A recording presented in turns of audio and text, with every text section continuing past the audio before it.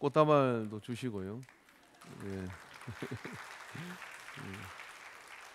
정말 세례 받는 것은 놀라운 은혜요, 축복입니다. 전에 제가 말씀드린 것처럼 여기 기아자동차 엔지니어로 와 있던 독일 할아버지가 같이 근무하던 분이 예수를 안 믿었는데 독일을 급히 가야 된다 그렇게 얘기하더래요. 그래서 왜 가느냐 그랬더니 손자가 세례를 받는다 그렇게 얘기하더랍니다. 손자 세례 받는 게 뭐 그렇게 대단하느냐, 사돈의 8촌까지 다 온다 그래요. 어린아이가 이제 예수 믿기로 작정하는 순간 집안의 경사가 치루어지게 되고 온갖 선물을 다 받는다 그래요. 우리 고태균 형제님도 아마 많은 선물을 받게 될 줄로 믿습니다. 안 주거든 하나님께서 주실 걸로 생각하고 감사하시면 됩니다. 예. 옆 사람 인사합시다. 은혜 받읍시다. 한마디 더 합시다. 은혜는 작정해야 받는다. 방송실은 히터가 너무 따뜻해서 좋을 것 같으니까 꺼도 괜찮을 것 같습니다. 예. 제가 부활절이 되면 꼭 기억나는 한 장면이 있습니다. 저도 오늘 흰 옷을 이렇게 입었는데요. 목사 가운이 부활절을 기점으로 검은색에서 흰색으로 바뀝니다. 이제 하절기가 되어간다 하는 그런 의미이기도 합니다만은 부활은 이 흰색이 그리스도인의 색이었습니다. 아마 오랫동안 예수를 믿으신 분들은 기억을 하시겠습니다. 부활절 되면 교회 안에 모든 분들이 흰 한복을 입거나 흰 옷을 입고 다 이렇게 앉으셨어요. 그 모습을 조금 상상하는데 오늘 검은색으로 많이 앉아가지고 어둠이 있지 않을까 우려스럽습니다. 제가 초년 목회를 할 때 그 충남 서산면 예덕리에서 목회를 했는데 구세군 예덕교회에서 목회를 했습니다. 첫 번째 부활절을 맞는 새벽이었어요. 새벽 예배가 있어서 쪽문을 열고 사택에는 쪽문을 열면 강례상에 바로 나오는데 새벽에 나갔다가 기절하는 줄 알았어요. 왜냐하면은 할머니 20몇 분 되는 분들이 흰 소복을 입고 불도 켜지 않고 방석에 앉으셔서 의자가 없는 안에 하나씩 촛불 하나씩 이렇게 들고 계시는 거예요. 염색 안 한 흰머리에. 정말 제가 깜짝 놀라 이게 뭐지? 그런 생각이 이렇게 들었어요. 그분들의 순수한 신앙과 또 지고지순한 그 믿음이 기억이 납니다. 부활 새벽, 그 새벽을 기다리며 20분 내지 30분을 걸어서 지팡이를 짚고 그렇게 새벽을 향했고 아직 나오지 않은 목사를 기다리고 예수님 임하실 걸 기다리며 촛불을 켜고 계셨던 분들이 많은 분들은 소천하셨고 또 남아있는 분도 계시겠습니다만은 아련한 추억으로 저한테는 있습니다. 여러분, 이 부활은 예수 그리스도를 믿는 모든 사람들에게 있어서 어떤 절기보다 크고 어떤 절기보다 소중한 의미를 우리에게 가지고 있습니다. 오히려 성탄절보다는 이 부활 절기가 그리스도인들에게는 너무나 중요한 절기입니다. 너무 중요했기 때문에 52주를 전부 다 부활절로 지켰던 거예요. 그 중에 대부활절이 뭐냐면 바로 오늘인 겁니다. 왜 이 부활이 우리에게 이렇게 소중한 것일까요? 그건 우리가 이런 질문을 하면서부터 시작되어야 됩니다. 예수님을 만난다는 것은 나의 삶에 무엇입니까? 라고 하는 이 질문을 우리가 할 때 그 해답을 바로 이 부활에서 얻어야 되고 찾아야 되고 간직하게 될 때 우리의 신앙은 굉장히 건강한 그런 힘 있는 신앙으로 살아갈 수가 있어요. 여러분, 이 성경에서 예수님을 지칭하고 가리키는 표현들은 생명, 길, 진리, 하나님, 보혜사 이 중에 아는 단어가 없다 그러면 성경 공부 좀 하셔야 되고요. 그 중에 가장 피부에 와닿는 표현은 뭐냐면 빛이라고 하는 겁니다. 오늘 성경 우리가 읽었던 본문에서 이 이사야 선지자의 말씀을 인용하여 사용한 이 본문에서는 큰 빛이다라고 그렇게 얘기합니다. 그리고 그 큰 빛은 누구에게 영향을 주느냐 하면 흑암과 사망의 사람들에게 비치는 큰 빛, 포스라고 하는 이 헬라어를 여기에 쓰고 있습니다. 큰 빛, 이 빛은 바로 우리에게 흑암에 비치고 사망에 앉은 자들에게 비치는 것들이죠. 그래서 포스라는 이 말이 영어로 어떻게 저도 잘 그냥 뜻도 모르고 쓰던 말이 뭐냐면 저 사람 포스가 아주 장난이 아니야 이런 말을 쓰잖아요. 그래서 저도 앞으로 이게 헬라어인 줄 알고 이렇게 발광이 쫙 비치면서 빛 가운데 나올 때 그런 영향력이 나타나지 않을까 이렇게 생각합니다. 사실 근데 우리는 빛에 그렇게 익숙하지 않아요. 왜냐하면 어둠 속에서 살면 눈이 태화되는 것처럼 빛이 우리에게 그렇게 좀 익숙하지 않는, 이게 본능적으로 사람 속에 있는 거예요. 그래서 저는 예배당이 좀 밝아지는 걸 더 원합니다. 대개 이제 어둠 속에 사는 분들일수록 우중충충한 그런 나이트 클럽, 우중충충한 그런 이런 데 이상한 데를 이렇게 찾을 가능성이 높아요. 밝은 데를 좋아하는 사람일수록 빛 가운데 더 설 수가 있는데, 왜 그러냐면 요한복음 3장 16절부터 19절의 말씀을 우리가 주목해 볼 필요가 있습니다. 한번 띄워주시겠습니까? 성경 전체가 읽기 쉽거들랑 이 말씀 한 절을 외우십시오. 이게 성경 전체를 요약하는 말씀입니다. 성경 전체 109절, 209절 다 외워도 이거 모르면 성경 모르는 거예요. 대박나는 말씀인데, 요한복음 3장 16절 우리 다 같이 암송해 보도록 하겠습니다. 시작. 하나님이 세상을 이처럼 사랑하사 독생자를 주셨으니 이는 그를 믿는 자마다 멸망하지 않고 영생을 얻게 하려 하심이라. 이게 성경 전체의 요약이에요. 그런데 말입니다, 이 성경 전체의 요약을 예수님께서 말씀하시고, 그리고 그 말씀을 이어서 말씀을 하시는데, 그 다음 거 띄워주십시오. 하나님이 그 아들을 세상에 보내신 것은 세상을 심판하려 하심이 아니요 그로 말미암아 세상의 구원을 받게 하려 하심이라. 그를 믿는 자는 심판을 받지 아니할 것이요 믿지 아니하는 자는 하나님의 독생자의 이름을 믿지 아니함으로 벌써 심판을 받은 것이니라. 그 정죄는 이것이니 곧 빛이 세상에 왔으되 사람들이 자기 행위가 악함으로 빛보다 어둠을 더 사랑한 것이니라 그랬어요. 19절 말씀 띄워놓으십시오. 그 정죄, 즉 다시 말해서 지난 수요일날 저녁에 그 주인공이 한 말 중에 이런 말이 있어요. 하나님은 누구도 지옥 가는 걸 원치 않습니다. 하나님은 누구도 지옥을 보내지 않습니다. 누가 가느냐면은 본인의 선택으로 지옥으로 들어간다는 거예요. 부활절 새벽에 부활절날 지옥 얘기를 하니까 여러분 좀 기분이 안 좋으시더라도 좀 들어보십시오. 그 정죄 자체가 뭐냐면은 사람들이 자기 행위가 악함으로 빛보다 어둠을 더 사랑한 것이니라 라고 말씀했어요. 여러분 뭘 더 사랑하십니까? 빛보다 어둠을 더 사랑하십니까? 어둠보다 빛을 더 사랑하십니까? 사람들은 근본적으로요 어둠을 더 편안하게 느낍니다. 그렇기 때문에 여러분 이 빛보다 어둠을 더 사랑하는 마음이 있는 한은 빛 대신 예수님 오셨는데 어떻게 합니까? 거부 반응을 보내요. 어둠을 더 사랑함으로 인해 가지고 하나님이 우리를 지옥에 보내는 것이 아니라고 한 말씀처럼 우리가 스스로 그 어둠을 더 좋아해서 어떻게 하느냐면, 가야바라고 하는 제사장은 예수님 때문에 내 자리가 뺏길 것 같아서 예수님을 십자가에 못 박으려고 하고, 바리새인들은 그 하는 말들이 자기들을 공격하는 것 때문에 기분이 상해가지고 왜 공격받는다고 생각하세요? 왜냐하면 예수님이 생명의 참 진리를 말하니까 그게 듣기 싫은 겁니다. 그래서 어떻게 합니까? 모함을 해서 어떻게 합니까? 거짓 정의를 세워서 십자가에다 못 박아서 죽이잖아요. 제자들은 어떻습니까? 제자들 역시도 자기에게 유익이 되지 않는 생각에 십자가 밑에 있는 제자들 몇몇 되지 않고 다 떠나가죠. 우리는 어떤가요? 그러므로 여러분 빛을 빛으로 오신 예수님을 사랑한다는 것은 예수님이 빛으로 오신 것이 거부감 없이 그분의 말씀을 따라 가고자 하는 그런 어떤 열망이 있을 때 우리는 그 빛으로 오는 온갖 좋은 것들의 혜택을 누릴 수가 있는 거예요. 자, 여러분 이 마가복음 14장 54절에 보면 중요한 사건이 하나 있는데, 그게 저는 이 한 장면이 우리의 단면을 보여주는 모습이라고 생각을 합니다.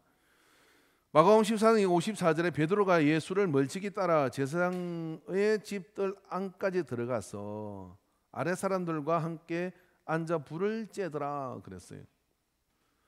베드로가 가야바라고 하는 제사장의 뜰에 잡혀간, 목요일날 저녁에 잡혀간 그 예수님을 따라갑니다. 그 식문이 이루어지고 있는 거죠. 안뜰이 있고 바깥뜰이 있는데 베드로는 어디에 있어야 되느냐면 그 안뜰까지 가서 내가 정인이요 그분은 메시아요 라고 이야기를 했어야 하는 것이죠. 근데 바깥뜰에서 어떻게 합니까? 거기 모인 사람들 피우는 모닥불을 쬐고 있죠. 빛은 빛인데 다른 빛에 있어요. 자기가 은신할 수 있고 피할 수 있는 그 빛, 추위를 피할 수 있는 그 빛에 자기를 갖다 두고 있을 때 안뜰에 있는 예수님이 시문을 봤는데 그때 그 중에 한 사람이 이렇게 얘기합니다. 이 사람도 갈릴리 사람이고 저 예수의 일당과 같이 다니는 사람이다 라고 얘기할 때, 아니 그런 소리 하지 마, 나는 저 사람 잘 몰라, 나 그냥 구경 온 거야, 그렇게 표현을 하죠. 좀 이따가 다시 이야기합니다. 여자 하나가 아니야 분명히 봤어, 네가 떡 나눠주는 것도 봤고 네가 예수님 밑에 가장 옆에 가까이 있었잖아 라고 이야기하는 이야기를 듣겠죠. 그때 고개를 설레는데 무슨 소리 하는 거야, 나는 저 사람을 몰라. 세 번째 또 물을 때 이렇게 합니다. 나는 저 점이 저딴 인간을 알 수가 없어. 부인을 해버렸죠. 사실 그날의 베드로는 그날의 베드로의 모습이 아니었습니다.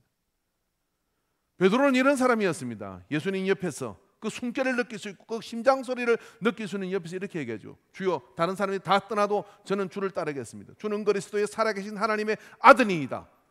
바요나 시몬아, 이것을 알겠어. 너의 육신의 아버지가 아니라 하늘의 아버지께서 알게 하신 것이다. 그리고 네 이름이 내 교회를 세울 것이다. 어마어마한 약속을 받아내는 자가 베드로였어요. 베드로가 왜 이징이 됐습니까? 왜냐하면 빛 대신 예수님 옆에 있지 않고 바깥들 다른 온기를 피하기 위해서 예수를 비난하고 모함하는 자들 틈바구니에 있을 때 자기도 섬찟한 말로 예수를 부인하며 예수를 떠났던 것이죠. 여러분, 별 사람 없어요. 우리는 큰 빛 대신 주님 앞으로 나갈 때면 우리는 강렬하고 강하며 담대할 수 있습니다. 우리가 부활신앙이라는 게 뭐냐면은 바로 빛으로 오신 예수님이 우리와 함께하는 이것을 통하여 우리의 삶의 풍성함이 이루어지는 역사를 이루는 거예요. 야고보서 1장 17절 말씀만 봅시다. 왜 우리가 빛 대신 예수님을 친숙하고 거부감 없이 어둠을 사랑하는 것이 아니라 빛을 더 사랑해야 하는지 한번 읽어보시죠. 같이 우리 목소리를 같이 읽어봅시다. 온갖 좋은 은사와 온전한 선물이 다 위로부터 빛들의 아버지께로부터 내려오나니 그는 변함도 없으시고 회전하는 그림자도 없으시느니라. 빛들의 아버지로부터 내려오는 그 모든 것들이 어둠을 살아가면 절대로 얻을 수가 없어요.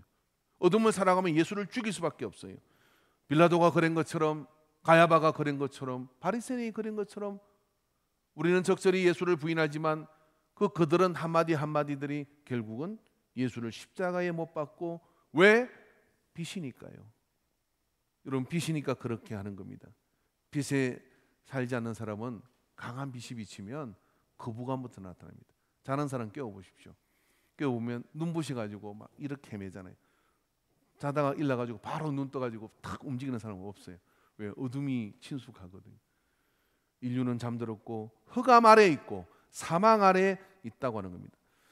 사망과 흑암을 깨는 근세를 가지신 분이 바로 예수 그리스도이고, 오늘 본문의 사망과 흑암 아래 앉아있는 자들이 바로 이와 같이 그런 스불론 땅과 납달리 땅과 요단강 저 건너편 해변길과 이방의 길 갈릴리여 흑암에 앉은 백성이여 큰 빛을 보았고 사망의 땅과 그늘에 앉은 자들에겐 빛이 비쳤도다 라고 하는 예수 그리스도께서 세례 요한이 잡히고 난 다음에 그 사역을 선포하며 이사야의 말씀을 가져와서 빌어서 이 성경이 선포하는 이유, 마태가 이것을 선포하는 이유는 바로 그가 큰 빛으로서 온 세상에 미칠 그 모든 흑암을 깰 근세를 가진 자이기 때문에 그렇습니다. 여기 인용된 이사야서 말씀을 한번 보도록 합시다. 이사야서 9장 1절부터 7절의 말씀인데요, 앞부분만 인용을 하였습니다마는 뒤쪽을 우리가 더 자세히 볼 필요가 있습니다. 이런 성경을 보시면서 전후를 꼭 한번 참고해서 읽어보시는 것이 훨씬 더 그 속에 들어있는 참된 의미를 압니다. 마치 케이크에 달달한 것만 쏙 빼먹으려고 하지 마시고, 피자를 먹으면 가운데 것만 먹고 테두리는 남겨두지 마시고, 그거 맨날 제가 먹어요. 그거 같이 먹어야지. 같이 한 말씀을 보도록 하겠습니다. 전에 고통받는 자들에게는 흑암이 없으리로다. 옛적에는 여호와께서 스불론 땅과 납달리 땅이 멸시를 당하게 하셨더니 후에는 해변길과 요단 저쪽 이방의 갈릴리를 영화롭게 하셨느니라. 흑암에 행하던 백성이 큰 빛을 보고 사망의 그늘진 땅에 거주하던 자에게 빛이 비치도다.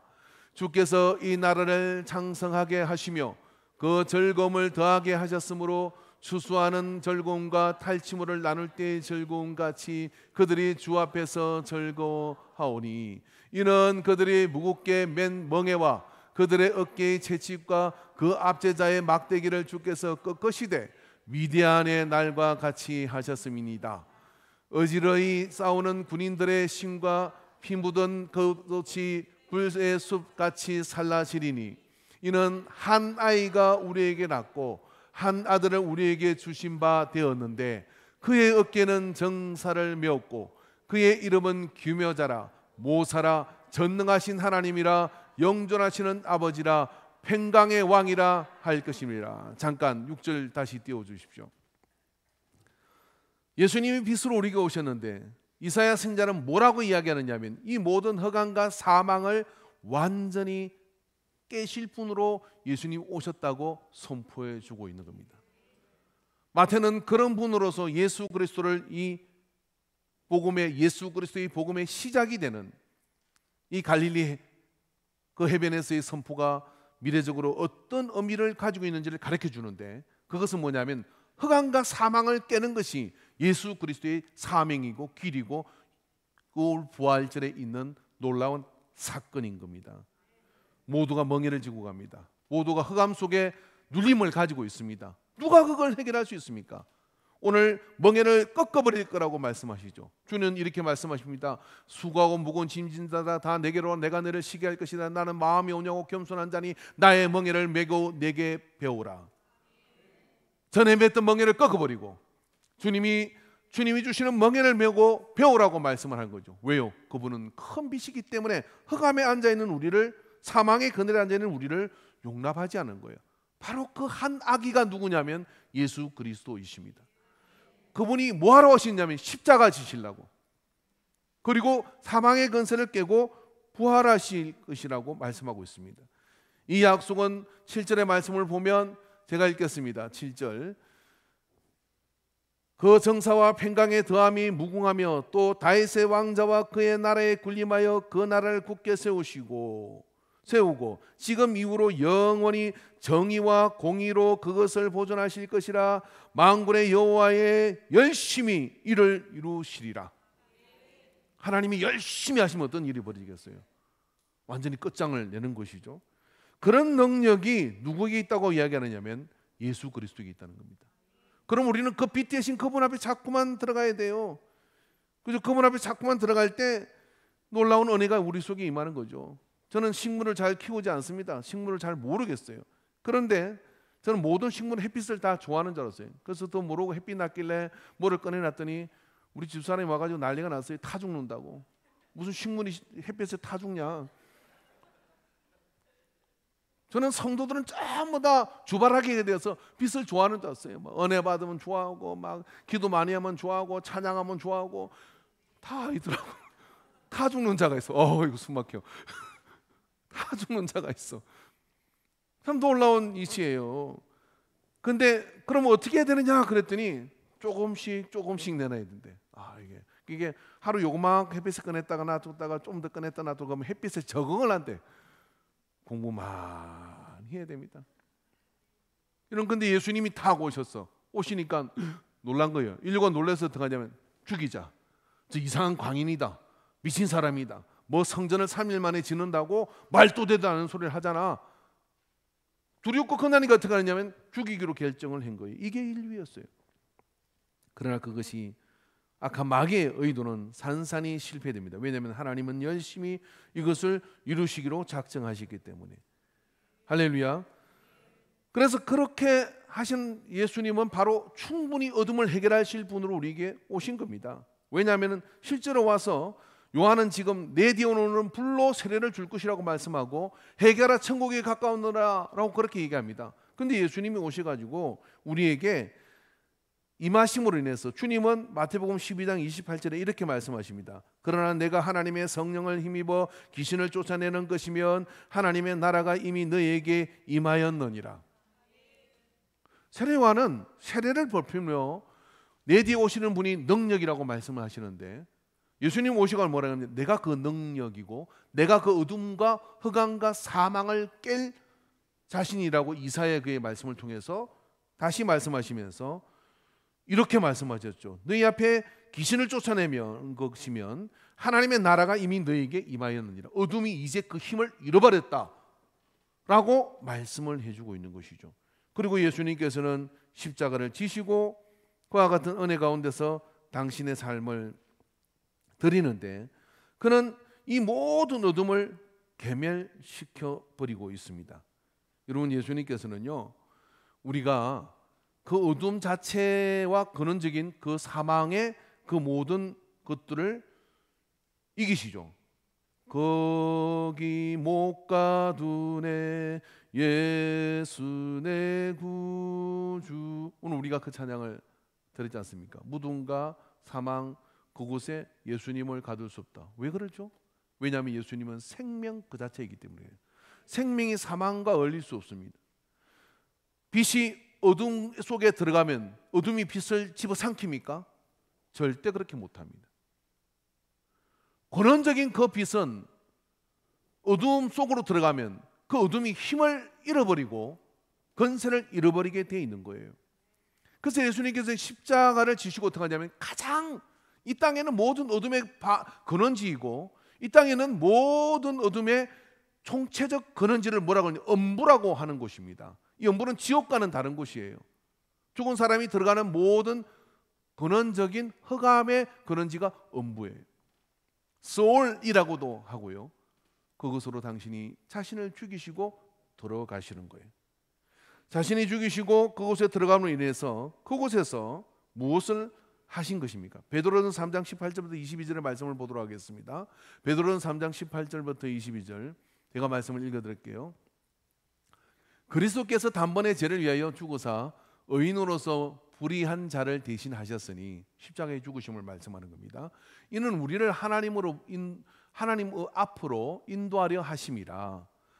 흑암에서 나와서 하나님 앞으로 인도하려고 대신 죽으셨다. 육체로는 죽임을 당하시고 영으로는 살리심을 받으셨으니 그가 또한 영으로 가서라고는 이 표현이 좀 애매하긴 한데요. 영으로 가서 옥에 있는 영들에게 선포하시니라. 이 옥이라는 데가 어디냐면 엄부이고 소울이고 사망의 근원지예요. 왜요? 에덴 동산 쫓기 전에 우리는 영생하도록 만들어진 존재인데 원죄를 지음으로 인해 가지고 우리는 죽게끔 된 한 번 죽는 것에게는 사람에게 정한 것이 죽음 위에는 심판이 있느니라는 이 가치 속으로 우리가 매이게 된 거예요. 근데 죽는 그 죽음으로 들어가셔가지고 그곳에서 영들에게 선포하시니라. 뒤에 베드로전서 3장 또 다른 말씀에 그들에게 복음을 증거하신다라고 말씀하십니다. 20절 그들이 전에 노아의 날 방주를 준비할 동안에 하나님이 오래 참고 기다리실 때 복종하지 아니하던 그러니까 노아의 8 식구 외에 나머지 죽었던 모든 사람들, 그러니까 구원 창조 위에 죽었던 모든 사람들 말씀 그거 띄워놓으십시오. 제 얼굴 안 보여줘도 돼요. 복종하지 아니하던 자들이 방주에서 물로 말미암아 구원을 얻은 자가 몇 명뿐이니 겨우 8명이라. 물은 예수 그리스도께서 부활하심으로 말미암아 이제 너희를 구원하는 편이 곧 세례라. 이는 육체에 들어온 것을 제하며 버림이 아니요 하나님을 향한 선한 양심의 강구이니라. 22절 같이 읽읍시다. 시작. 그는 하늘에 오르사 하나님 우편에 계시니 선사들과 권세들과 능력들이 그에게 복종하느니라. 3일 동안 어디 가셨느냐면 엄부로 가셔서 사망의 근원지와 절망의 근원지와 흑암의 근원지를 파괴해버린 거예요. 그것도 이 엄부는 깨어져 버립니다. 그와 같은 역사를 이렇게 우리에게 이제 너희는 내 이름으로 무엇이든지 원하는 대로 구하라 라고 그렇게 얘기하고 더 이상 사망이 우리를 괴롭게 할 수 없음을 선포하는 거죠. 이것을 잘 아는 사도 바울은 이렇게 얘기합니다. 고린도전서 15장 54절에 55절의 말씀을 보면 바울은 이렇게 고백을 합니다. 띄워주십시오. 준비가 안 됐으면 제가 읽을게요. 이 썩을 것이 썩지 아니함으로 있고 이 죽을 것이 죽지 아니함으로 입을 때에는 사망을 삼키고 이기리라고 기록된 말씀이 이루어지리라. 사망아 너의 승리가 어디 있느냐? 사망아 내게 쏘는 것이 어디에 있느냐? 바울이 생각을 해봤어요. 사람들은 왜 선하게 살지 못하고 사람들은 왜 예수님을 따르지 않고 사람들은 왜 그렇게 하는 것일까? 라고 하는 그런 의문을 가질 때 자기 자신도 역시 그렇게 살았던 부분들을 보게 된 것이죠. 그래서 그 이야기를 질문을 가져가다 보면 결국은 어디로 가느냐면 사망의 두려움이 우리를 공포로 사로잡고 있기 때문에 그런 거예요. 그런데 죽었다가 살아나신 부활하신 예수님이 내 삶의 근원지의 엔진이 되고 내 삶을 움직이는 능력이 되었을 때 무슨 일이 벌어지느냐 하면은 죽어도 살잖아. 그래서 이렇게 얘기하죠. 너의 육신을 죽여도 너의 영혼을 죽일 수 없는 자를 두려워하지 마라. 그래서 그 사망에서 벗어난 바울이 사망에 속하여 있는 살아가는 삶을 돌이키고 사망을 건너편에 두고 이쪽으로 나와서 사망아 내 쏘는 화살이 어디 있느냐? 너는 나를 쏘아도 너는 나를 얻을 수 없고 정복할 수 없어. 부활신앙을 가진 사람의 믿음이 바로 이것입니다. 어느 수요일 저녁에 아니면 주일날 여기까지 오는데도 그냥 온 분 아무도 없어요. 많은 사단의 공격과 유혹이 있죠. 자, 여러분 오늘 교회를 가면 몸에 물이 돼가지고 병원에 입원해서 좀 죽을 줄도 모른다고 의사가 이야기를 했습니다. 그래서 오늘 꼼짝 말고 있으라고 얘기를 했어요. 근데 성령께서 마음을 주시기로 오늘 부활절이니까 죽어도 교회 가서 죽어라 이런 말씀을 주셔. 그럴 때 여러분 뭐 하시죠? 목사한테 전화를 합니다. 목사님 제가 몸이 이랬는데 교회를 가야 할까요? 말할까요? 저는 100% 오지 말라 합니다. 왜냐하면은 와서 죽으면 목사님 내가 부활시킬 능력이 없어.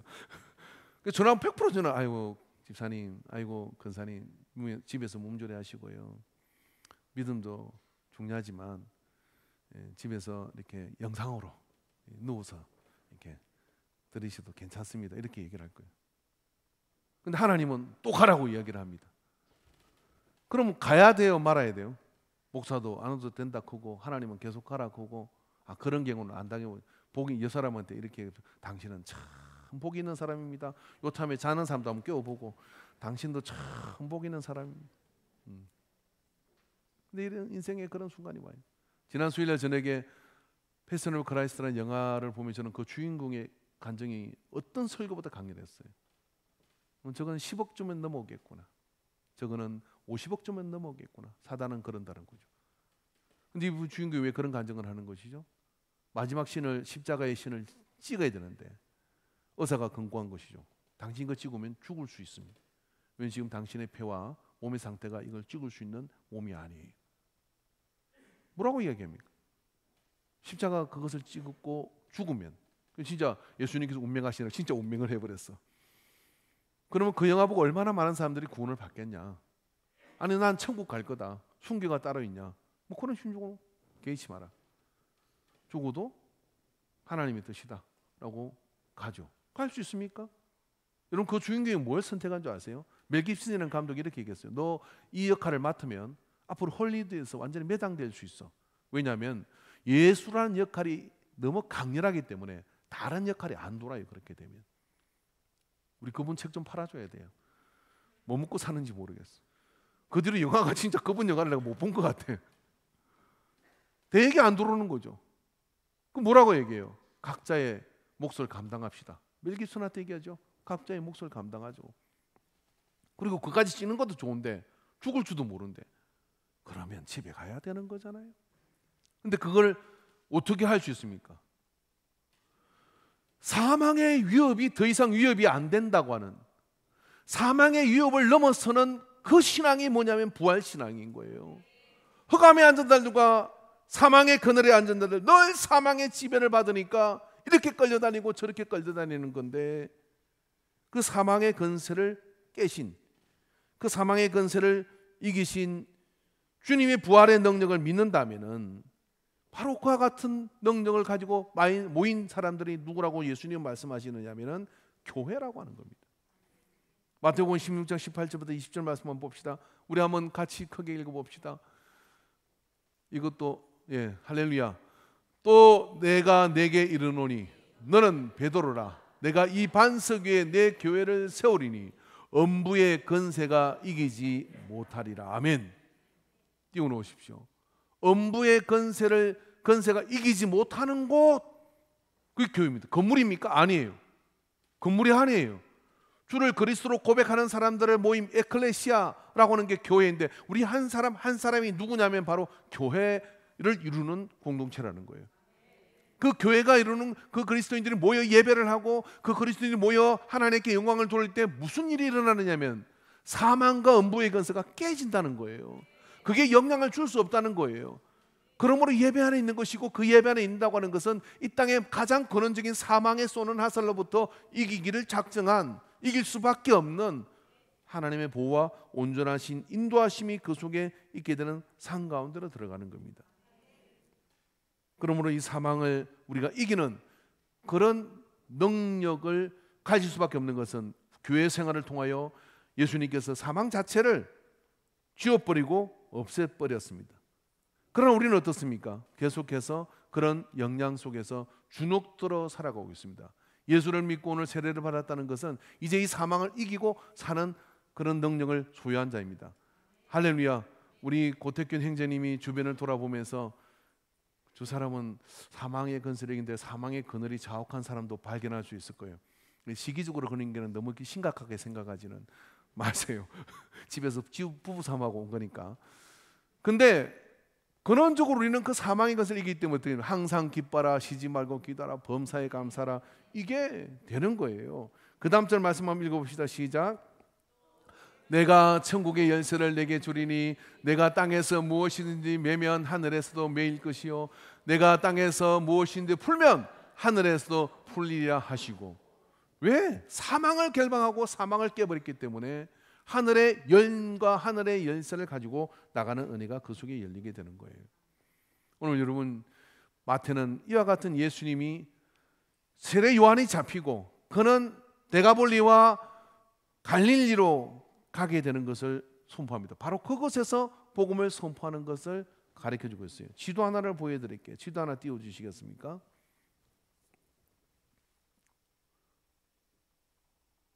영어로 막 써놨죠. 그 정도 사이즈가 좋을 것 같습니다. 저기 동그란 거 하나가 링처럼 된 게 뭐냐면 갈릴리예요. 그러니까 이런 이야기입니다. 갈릴리 지역이라고 하는 것은 이스라엘에서는 벤방이에요. 그런데 예수님께서 세례 요한이 외치는 자의 소리 선포가 끝나고 나니까 갈릴리로 가서 거기에 사셨다는 겁니다. 갈릴리로. 왜 갈릴리로 내려가셨느냐? 오늘 본문 전후를 읽어보면 그 내용이거든요. 왜냐하면 이 갈릴리로 가문을 인해 가지고 이 갈릴리는 특이한 게 갈릴리를 중심으로 보면 중동의 중심이에요. 예루살렘이 중심이 아니라 이웃 이방 나라와 이방인들과 그 중심으로 갈릴리를 중심으로 해서 그렇게 되어 있죠. 오늘 본문 읽었던 말씀이 이방 갈릴리라고 그렇게 표현을 해요. 예수님께서 이사야 선지자의 말씀에 예고되어 있던 대로 단순한 이스라엘의 압제와 이스라엘의 허감을 제거하는 것으로 말씀하시는 게 아니라는 거예요. 마태가 지금 주목하는 것은 어떤 것이냐면은 바로 예수 그리스도가 갈릴리에서 그 위대한 선포를 시작하는 것은 온 인류의 허감과 사망을 깨기 위해서 그곳에서 선포하고 계시는 겁니다. 마태복음 4장 23절에 25절에 예수께서 온 갈릴리에 두루 다니시사 그들의 해당에서 가르치시며 천국 복음을 전파하시며 백성 중에 모든 병과 모든 약한 것을 고치시니 그 소문이 온 수리야, 이방 땅이에요. 이방 나라에 퍼진지라 사람들이 모든 앓는 자 곧 각종 병에 걸려서 고통당하는 자, 귀신 들린 자, 간질하는 자, 중풍병자들을 데리고 오니 그들을 고치시니라. 갈릴리와 데가볼리 이방입니다. 데가볼리와 예루살렘과 유대와 요단강 건너편에서 수많은 무리가 따르니라. 복음의 선포 자체가 갈릴리에서 시작한 것은 우연도 아니고요. 그냥 예루살렘이 좀 힘들어서 내려오신 것도 아니고요.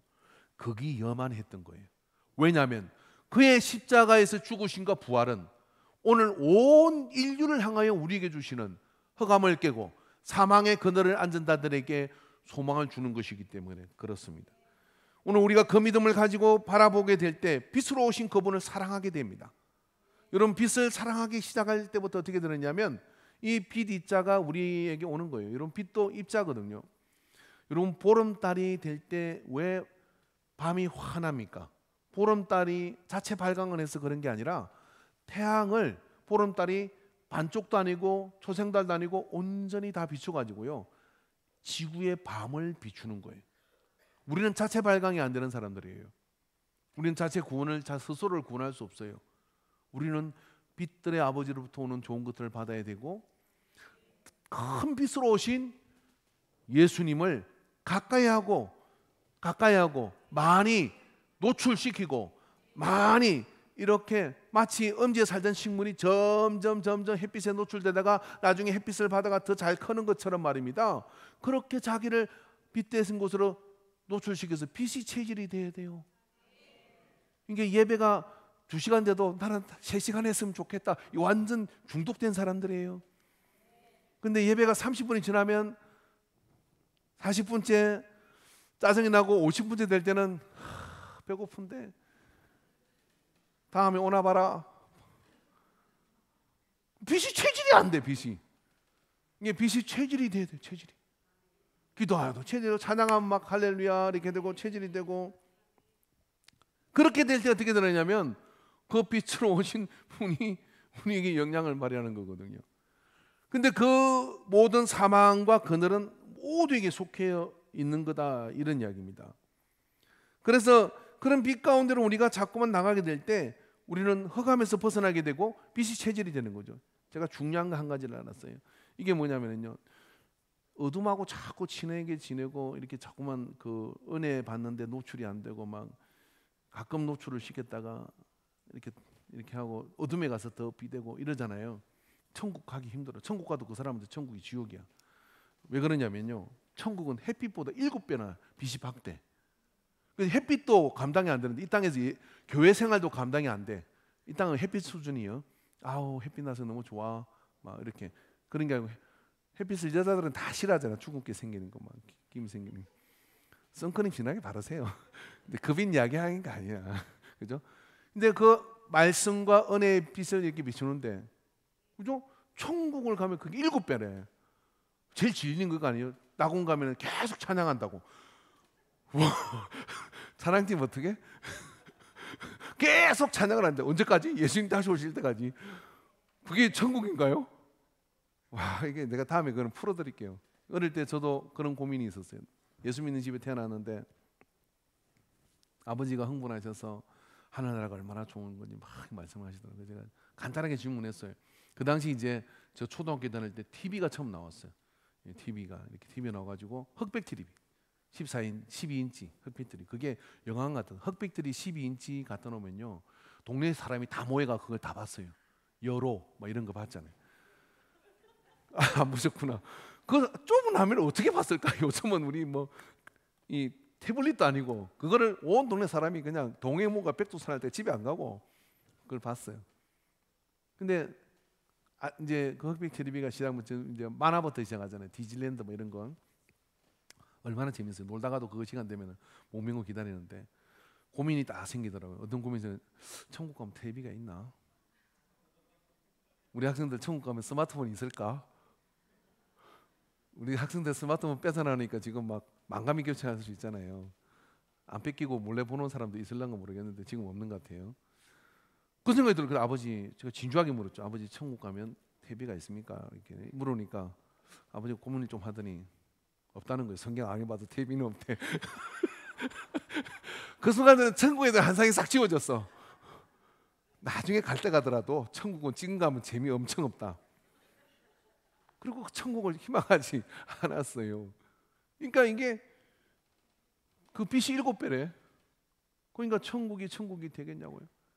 그러니까 천국 가서 행복하려면 어떻게 돼요? 행복해야 돼요. 지금 빛 생활을 좀 적응하셔야 돼. 예배도 많이 들으시고 그냥 찬양도 부르고 그렇게 적응을 하면 어떻게 되냐면 천국 가가지고 그것이 천국으로서의 만족과 이 즐거움을 누리게 되는 거거든요. 이 부활절이 어떤 날이냐면 그 빛의 목욕을 하는 겁니다. 주님 부활하셨습니다. 할렐루야. 옆 사람한테 아까 올던 그 표정 말고 이제 은혜 받은 표정으로 옆 사람한테 이렇게 얘기합시다. 예수님이 부활하셨습니다. 할렐루야. 로또 당첨된 것처럼 하세요. 내가 그 부활의 두 번째 열매가 될 거예요. 내가 그 부활의 능력이 될 거예요. 그렇게 가져갈 때, 자 여러분, 저는 이런 질문 던집니다. 처음에 제가 이런 질문을 했습니다. 예수를 믿는다는 것이 우리에게 무엇입니까? 이제 좀 대답을 하시기 바랍니다. 예수를 믿는다고 안 아픕니까? 아픕니다. 예수를 믿는다고 문제가 다 착착 해결됩니까? 해결될 때도 있고 안 될 때도 있고 그렇습니다. 그런데 왜 예수를 왜 믿어요? 예수를 믿는 것이 죽어도 사는 더 이상 사망과 더 이상 흑암이 나를 지배할 수 없음을 확실하고, 그것이 나의 삶의 엔진이 되고 그것이 나의 삶의 근원적인 동력이 되어졌다고 선포할 수 있는 사람은요, 때를 따라 힘들기도 하고 어렵기도 하지만 다 이겨먹고 살 수 있어요. 다 승리하고 살 수 있어요. 빛의 자녀면 온갖 좋은 것이 빛들의 아버지로부터 내려온다면 그 빛에 속한 자가 되어야 되는 거죠. 그 빛에 속한 자가 되어져서 빛의 자녀로서 살면 그 좋은 것 좋은 것이 오른다는데, 빛의 자녀이면서도 빛과는 멀어지니까 비투성이의 삶을 살아가는 거예요. 개그를 썼는데도 어떤 전도사님이 찬양을 부르는데 빛 가운데로 다니며 빛 가운데로 주님의 빛 가운데로 다니며 그러는데 하도 빛의 촉촉을 받으니까 빛 가운데로 이렇게 다니는데 빛 가운데로 빛의 거룩한 영향력 속으로 나를 자꾸 노출시키셔서 그 은혜가 우리의 삶에 큰 능력이 되고 은총이 되기를 주의 이름으로 축원합니다. 빛의 수혜자가 되고 빛의 능력자가 되어져서 주님 앞에 익숙해져야 하늘나라가 가까운 거죠. 그 은혜 가운데서는 저와 여러분 되기를 주의 이름으로 축원합니다. 예, 할렐루야. 오늘 제가 돼지 잡을 종을 딱 칠 뻔했는데 딱 두 사람이 안 깨어나가지고 오늘 이 총을 못 쳤어요. 지난주 누가 어떤 분이 이렇게 말씀을 하셨대요. 지난주 말씀이 은혜돼가지고 오늘은 목사님이 돼지를 잡나 보다. 근데 그때 내가 5명 다 체크했거든요. 오늘 딱 2명인데 지난주보다는 괜찮은 것 같습니다. 다음 주는 돼지 한번 잡읍시다. 할렐루야. 예, 기도하겠습니다. 사랑하는 하나님 아버지, 오늘 우리에게 부활이 내가 예수를 믿고 산다는 것은 어떤 의미인가, 어떤 의미인가 라고 하는 것에 사나 죽으나 나는 주의 것이고 이제는 부활의 생명력으로 살아갈 것을 선포하는 그 믿음으로 살 것이 확정된 자인 것을 선포하는 우리의 생활이 되고 우리의 삶이 되도록 이끌어 주옵소서. 모든 영광 받으심을 감사드리며 예수님의 이름으로 기도하옵나이다. 아멘. 우리 찬양